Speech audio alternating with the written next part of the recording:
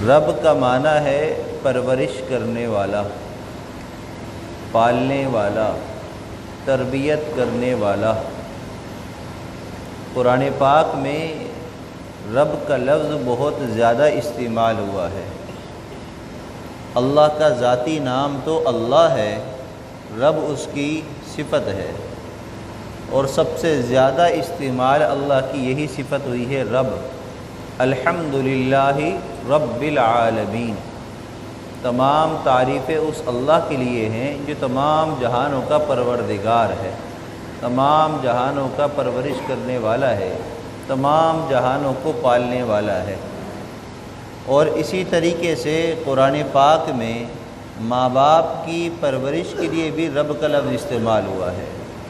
رب ارحمہما کما ربیانی صغیرا، اے ہمارے پروردگار تو ان دونوں پر رحم کر، ان والدین پر رحم کر، کما ربیانی صغیرا، جس طرح ہمارے بچپنے میں انہوں نے ہم پر رحم کیا، ہماری پرورش کی، ہمیں پالا، ہماری تربیت کی۔ تو رب کا جو معنی ہے یہ بڑا وسیع ہے، بڑا وسیع ہے، اور اس میں جو صفت ہے وہ اللہ کے بعد اللہ نے اگر کسی میں بیان کی ہے تو وہ والدین ہیں۔ وہ کون ہیں؟ والدین۔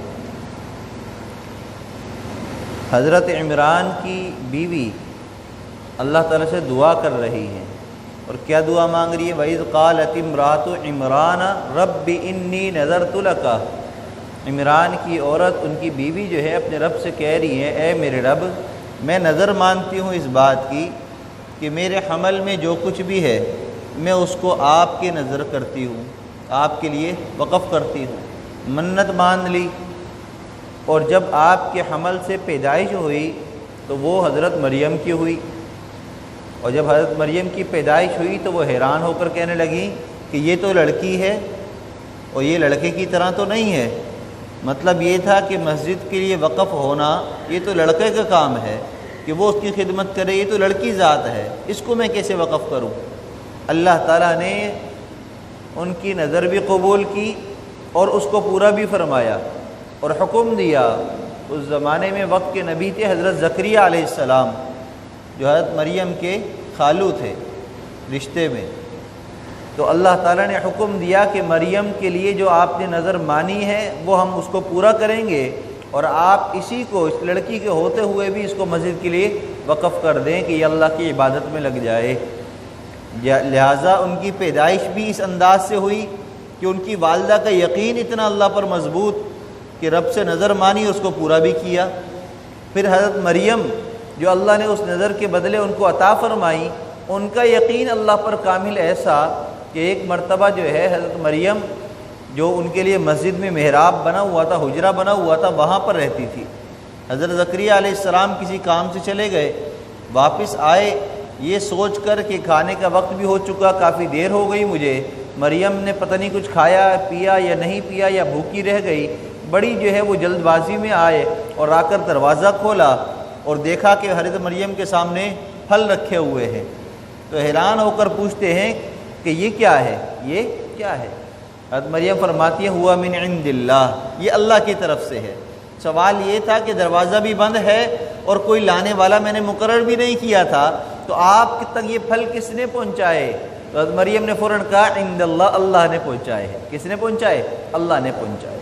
جب اللہ پر یقین کامل ہوتا ہے تو اللہ کی مدد بھی ایسے ہی آتی ہے۔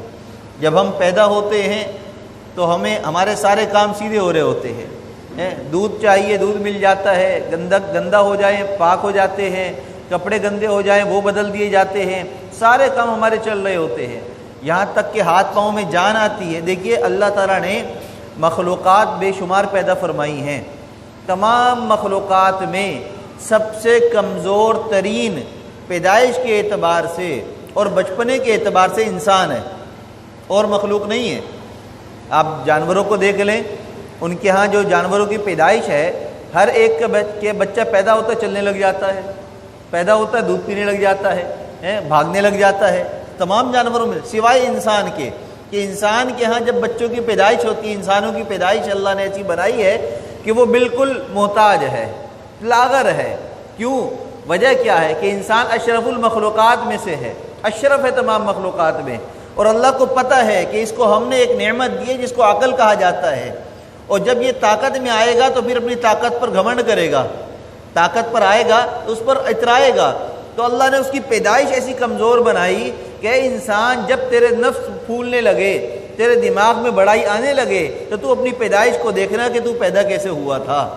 اور مخلوقات میں یہ چیز نہیں ہے گھمنڈ آنا، بڑائی آنا، یہ صرف انسان میں ہے۔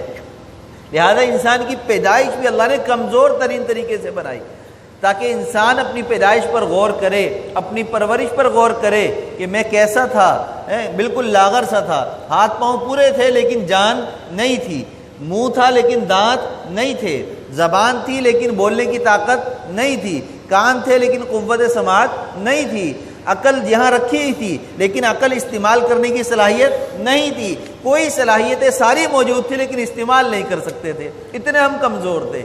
اور جب انسان بڑا ہونے لگتا ہے، اس کو دنیا کو نقشوں کو دیکھتا ہے، اپنے ہاتھ سے کھانے پینے لگتا ہے، چلنے لگتا ہے، تو پھر وہ اپنے بچپنے کو بھول جاتا ہے۔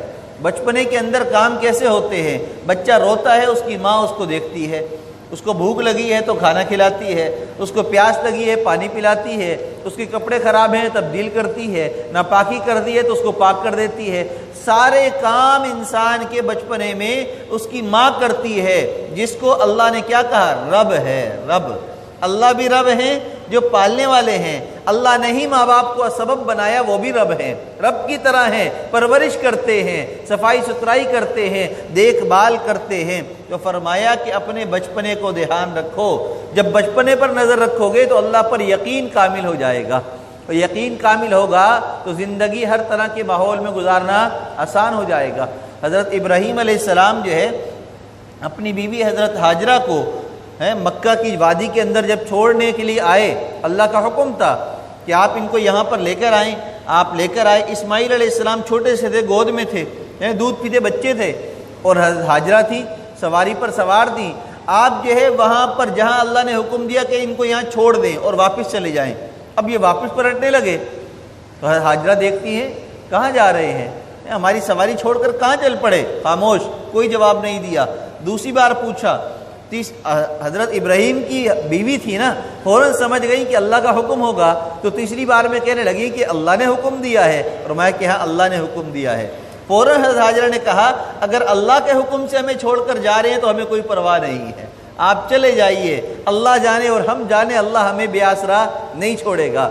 وہ وادی کہ جہاں پر پانی کا نام و نشان نہیں ہے، جہاں قابل زراعت زمین نہیں ہے، جہاں پر کھیت ہریالی ہلیان نہیں ہے، کچھ بھی زندگی کوئی آثار وہاں پر نہیں ہے، اس لیے کہ قافلے اس زمانے میں اسی جگہ رکتے تھے جہاں کنویں ہوا کرتے تھے، جہاں چشمے ہوا کرتے تھے، جہاں پانی ہوا کرتا تھا، تو وہاں سے قافلوں کا گزر بھی نہیں تھا، اس لیے کہ وہاں پر پانی ہی نہیں تھا، زندگی کی اہم ضرورت ہی وہاں پر نہیں تھی۔ تو حضرت ہاجرہ کو وہاں پر چھوڑا، لیکن اللہ پر یقین کامل تھا۔ تو شوہر جا رہا ہے، چھوٹا دودھ پیتا بچہ ہے، خود عورت ذات ہے، اکیلی تنہا ہے، ڈر نہیں لگا، خوف نہیں آیا، اور ان کو اس بات کی فکر نہیں ہوئی کہ ہم کہاں سے کھائیں گے، کہاں سے پئیں گے، بچے کا کیا ہوگا۔ کیوں؟ اس لیے کہ پتہ چل گیا تھا کہ اللہ کے حکم سے چھوڑ کر جا رہے ہیں۔ تو جب تک اللہ کا استحضار ہمارے دلوں میں نہیں ہوگا، اللہ کا یقین یہاں پر نہیں ہوگا، اللہ سے پختہ یقین ہمارے دلوں میں نہیں ہوگا، تو ہماری زندگی کی ترتیب بھی تبدیل نہیں ہوگی۔ اگر ہم چاہتے ہیں ہماری زندگی بدل جائے تو پھر ہم اپنے آپ کو بھی بدلیں، اپنی سوچ کو بھی بدلیں۔ جب ہم بڑے ہو جاتے ہیں، نوکری کرنے لگتے ہیں، پڑھائی کرنے لگتے ہیں، تو ہم دیکھتے ہیں کہ پیسے سے کام بن رہا ہے۔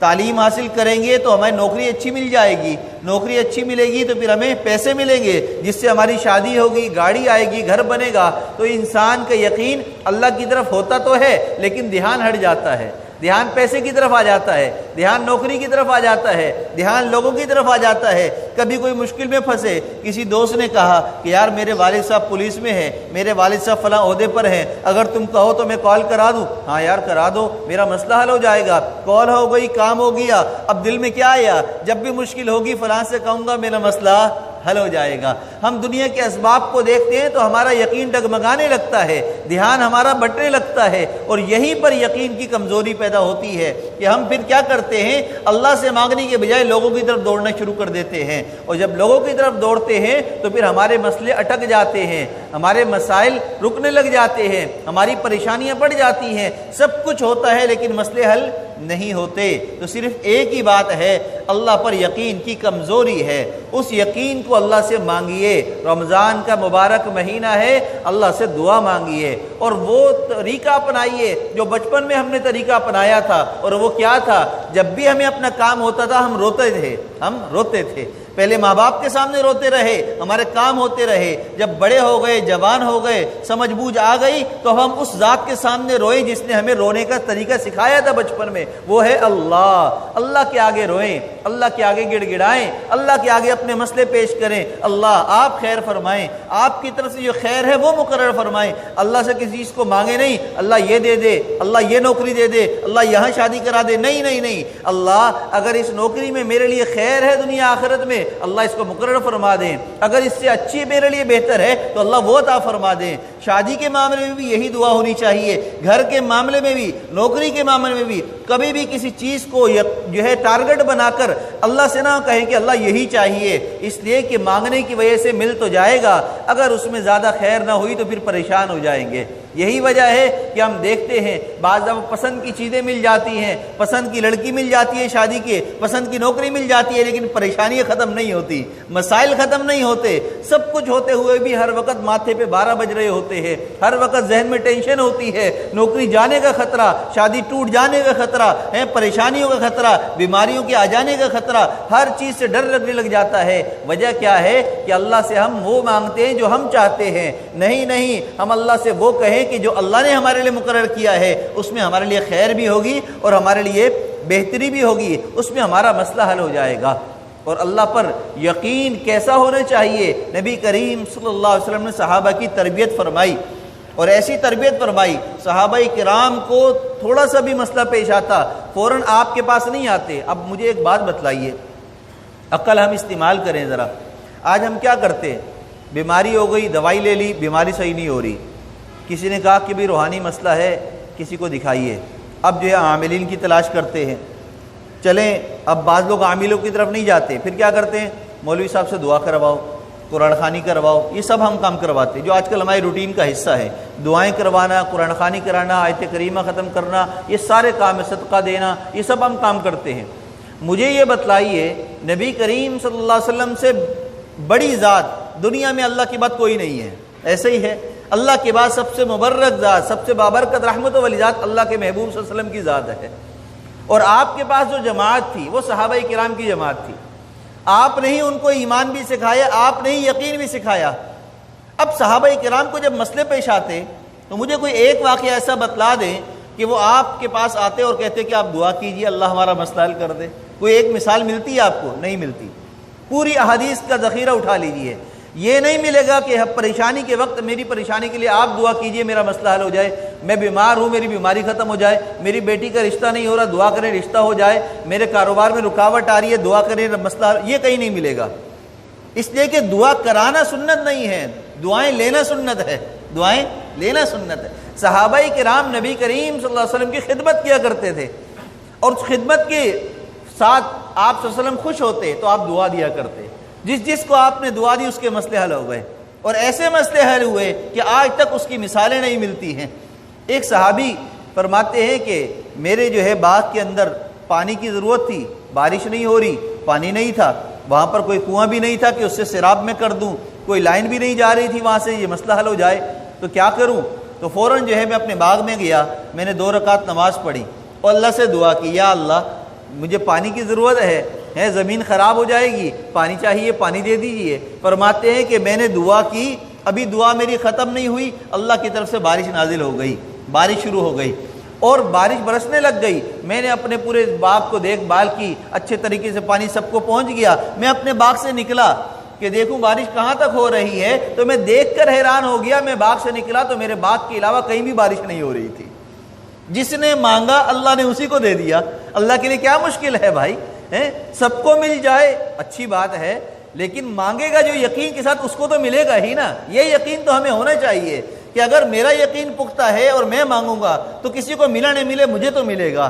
اس یقین کے ساتھ مانگیں گے تو مسئلہ حل ہوگا۔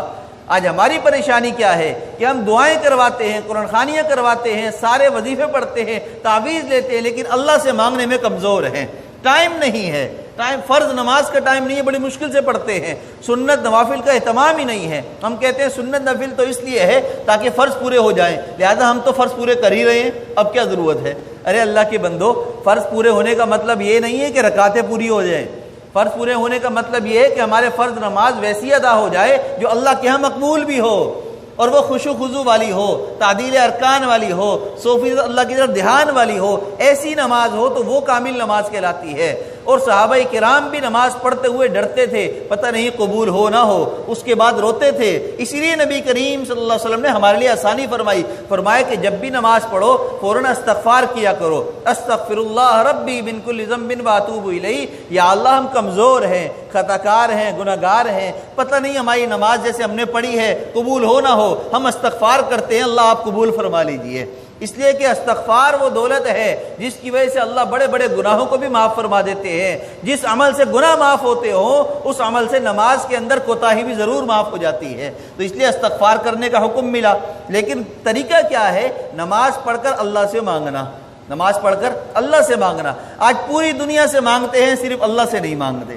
اللہ سے مانگتے ہیں تو اس انداز میں جیسے ہم محتاج نہیں ہیں۔ بھائی بھوک لگی ہو، فاقے چل رہے ہو، پیٹ میں جو ہے ایک لقمہ نہ گیا ہو تو مجھے بتاؤ کھانا ہم کیسے مانگتے ہیں؟ ہم تو یہ سوچتے ہیں کہ جب تک کھانا ملے گا نہیں جائیں گے نہیں۔ ہاں یہاں کھانا بٹ رہا ہے، یہ کھانے کی دکان ہے یا یہ بندہ ہے، اس سے مجھے لے کر ہی رہنا ہے تو ہم کھانا لے۔ بھائی روتے ہیں، پاؤں پکڑتے ہیں، ایک لقمہ نہیں ہے بھائی، تو کھانا کھلا دے، مجھے روٹی دلوا دے، بس تھوڑا سا مجھے دلوا دے۔ ہم منت کرتے ہیں اس لیے کہ ہمیں بھوک لگی ہوتی ہے۔ آج ہم محتاج تو بہت زیادہ ہیں لیکن مانگتے ہم سخیوں کی طرح ہیں، جیسے ہمیں کوئی ضرورت نہیں، لاپرواہوں کی طرح مانگتے ہیں۔ اللہ دے دے، اللہ تو دے دے، اللہ تو دے دے، بس تو دے دے بس۔ ارے یہ کون سا مانگنا ہے بھائی؟ یہ اللہ سے دے دے، یہ کون سے اللہ پر احسان کر رہے ہیں ہم مانگ کر؟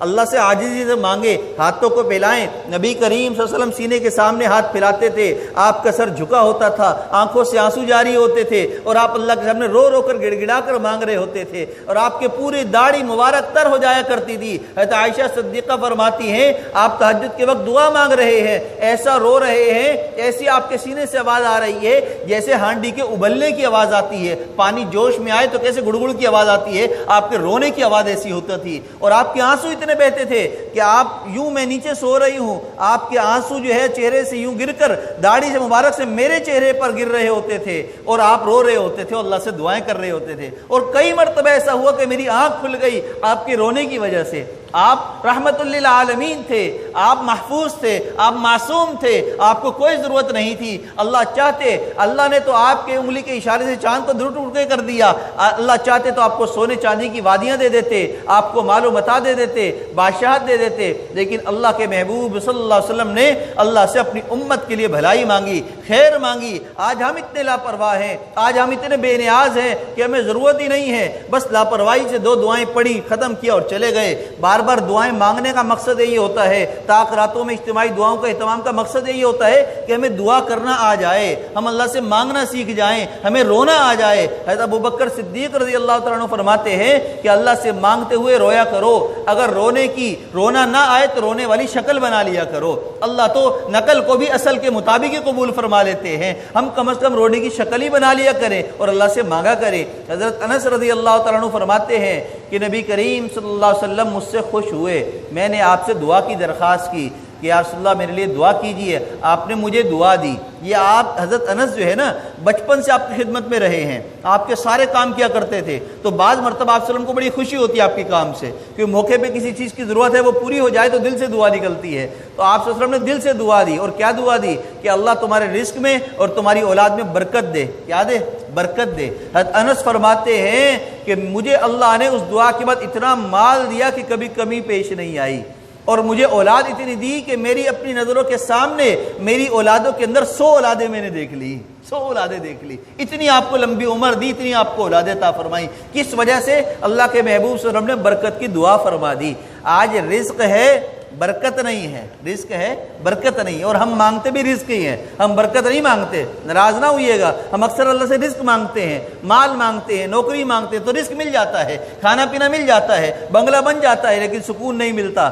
پیسہ بہت ہے لیکن ڈر، چھن جانے کا ڈر، ڈکیتوں کا ڈر ہے، ہر چیز کا ڈر، اور جو ہے لوگ رشتہ داروں کا ڈر کہ مال کا پتہ چل گیا تو سب مانگنے آ جائیں گے، لہذا مال کو چھپا چھپا کر رکھتے ہیں، گھر بنا لیتے ہیں، رہتے ہوئے نرم بستر بھی ہوتا ہے، اے سی بھی چل رہا ہے، لیکن نیند کی گولی کھائے بغیر نیند نہیں آتی۔ کھانے پر اچھے اچھے کھانے رکھے ہیں، سب کھا رہے ہیں، ڈاکٹر نے منع کر دیا پھیکا کھانا ہے، ابلا ہوا کھانا ہے، ایسی بیماریاں لگ گئی، معلوم ہی نہیں ہو پا رہا علاج کیا کریں، بس اب کوئی وظیفے پڑھ رہے ہیں، تسبیحیں گھما رہے ہیں، لیکن بیماری دور نہیں ہو رہی۔ اصل بیماری کیا ہے کہ ہم نے کمانے میں حلال حرام کا دھیان نہیں کیا، جیسی کمائی آ رہی ہے آنے دو، جیسا مال جمع ہو رہا ہے ہونے دو، جو جس کے ساتھ جو ہو رہا ہے ہونے دو، ہمیں کیا، ہمارا اپنا مسئلہ ہے، اس کا اپنا مسئلہ ہے۔ نہیں نہیں نہیں بھائی، یہ سوسائٹی کا مسئلہ ہمارا مسئلہ ہے، یہ سب کا مسئلہ میرا مسئلہ ہے۔